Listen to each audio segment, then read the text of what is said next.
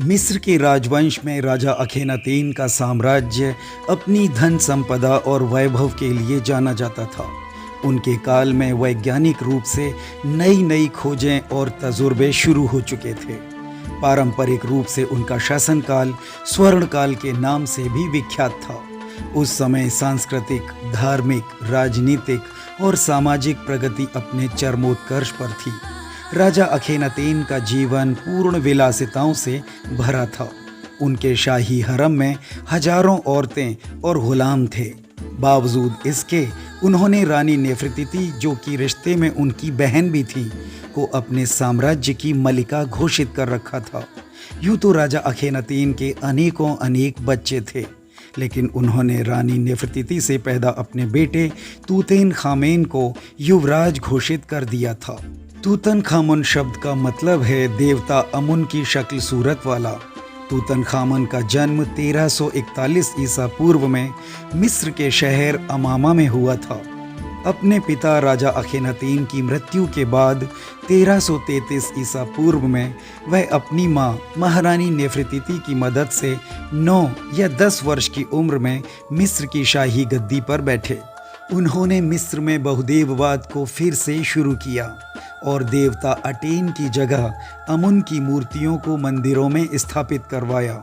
तूतनखातेन ने अपना नाम बदलकर तूतनखामुन कर लिया था, जबकि उसका वास्तविक नाम तूतनखातेन या तूतनख्वातेन था।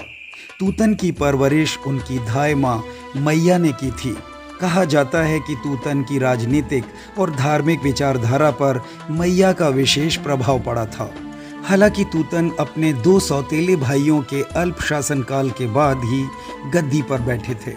उनका शासनकाल साम्राज्य में फैली अराजकताओं के दमन से शुरू हुआ। उन्होंने नए सिरे से धार्मिक परिषदों का गठन किया और मंदिरों में पुरोहितों की नई तैनाती की।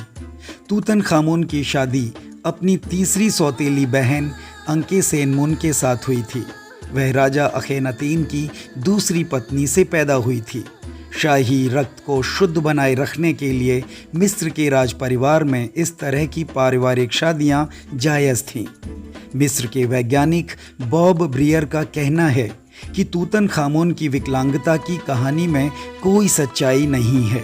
हजारों वर्षों से मौसम की मार झेल रही मम्मी धीरे धीरे खत्म होती जा रही है और उसके शारीरिक अंग खुद ब खुद टूट और बिखर रहे हैं, जिसे पश्चिमी वैज्ञानिकों ने तूतन की विकलांगता से जोड़कर देखना शुरू कर दिया है।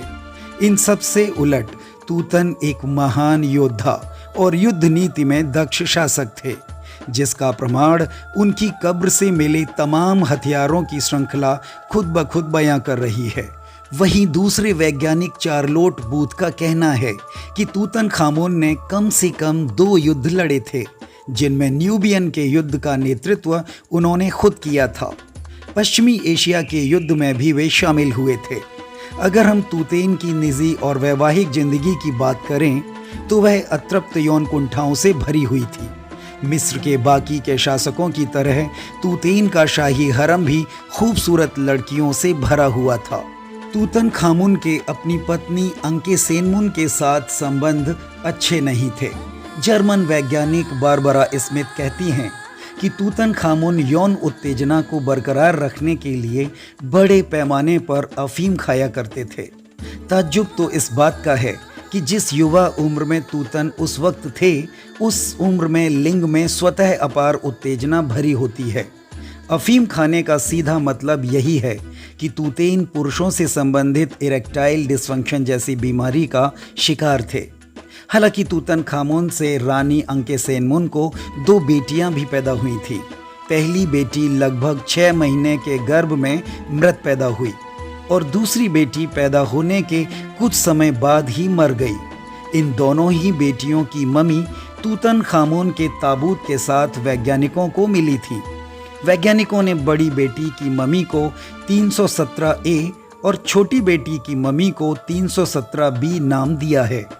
बारबरा का मानना है कि यदि कोई मर्द पिता बन जाता है तो उसका यह मतलब नहीं होता कि वह इरेक्टाइल डिस्फंक्शन जैसी बीमारी से ग्रस्त नहीं हो सकता।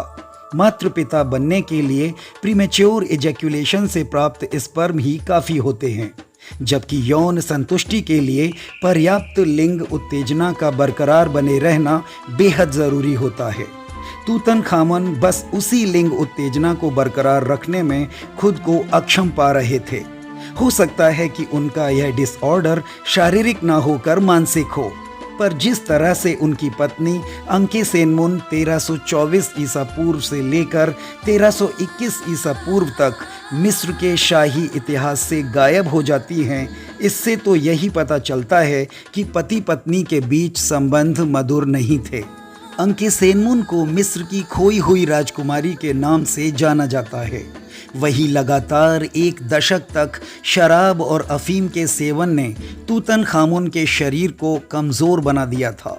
इस बात की बहुत अधिक संभावना है कि तूतन की मृत्यु अधिक अफीम सेवन की वजह से ही हुई हो। प्राचीन मिस्रवासी दर्द रहित मृत्यु के लिए मरीज को अफीम खिलाया करते थे, जिससे वे बेसुध हो जाते और मरने में उन्हें आसानी हो जाती थी। 1323 ईसा पूर्व में राजा तूतनखामुन की मृत्यु अल्प आयु में ही हो गई। तूतन की मृत्यु के बाद उनके दादा आए, जो कि अमुन देवता के मंदिर के पुरोहित होने के साथ साथ राज्य के वजीर भी थे। उन्होंने सत्ता अपने हाथों में ले ली, लेकिन आए भी ज्यादा दिनों तक जीवित न रहे और उनकी मृत्यु के बाद मिस्र की सेना के सैन्य कमांडर होरेमहब ने समस्त सत्ता अपने हाथों में ले ली। कहते हैं कि तूतेनखामुन ने मरने से पहले उसे ही अपना वारिस नियुक्त किया था। होरेमहब ने तूतेनखामुन की पत्नी अंकेसेनमुन के साथ शादी की। वह भी होरेम के साथ बहुत खुश थी, पर यह शादी भी अल्पकालीन साबित हुई, क्योंकि नया राजा होरेम भी जल्द ही मर गया। 1980 ईस्वी में जेम्स हैरिस और एडवर्ड बेंते ने बताया कि तूतनखामुन का शारीरिक कद 5 फुट 6 इंच लंबा था। उनकी कमर पतली और कूल्हे गोल थे। सीटी स्कैन की मार्फत वैज्ञानिकों ने तूतन को कई बीमारियों से ग्रस्त बताया है। उन्हें स्कोलियोसिस सहित गाइनोकोमेस्टिया, मार्फन सिंड्रोम, बौद्धिक विकलांगता syndrome, Frohlich syndrome, Klinefelter syndrome, androgen syndrome, Antley Bixler syndrome के साथ साथ मिर्गी की बीमारी उन्हें पुरखों से विरासत में मिली थी। वहीं वे मलेरिया रोग से बार बार संक्रमित भी होते रहे। मानव विज्ञान के प्रोफेसर स्टुअर्ट टाइसन स्मिथ ने 2008 में बताया कि तूतन को अधिकांश जगह गोरे रंग वाला दर्शाया जाता है, जबकि सच्चाई तो यह है कि वे गहरे रंग के अफ्रीकी थे।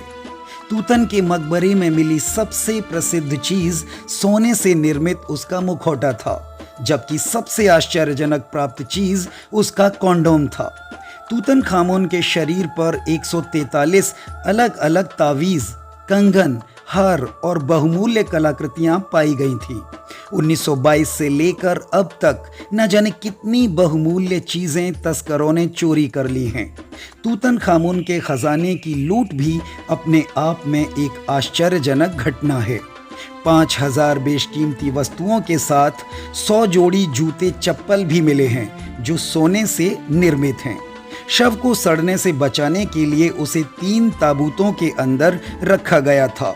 तूतनखामुन कितने धन संपन्न थे, इसका अंदाज़ा हम इस बात से लगा सकते हैं कि मात्र उनका ताबूत ही 110 किलो 400 ग्राम सोने की शीट से बना हुआ था।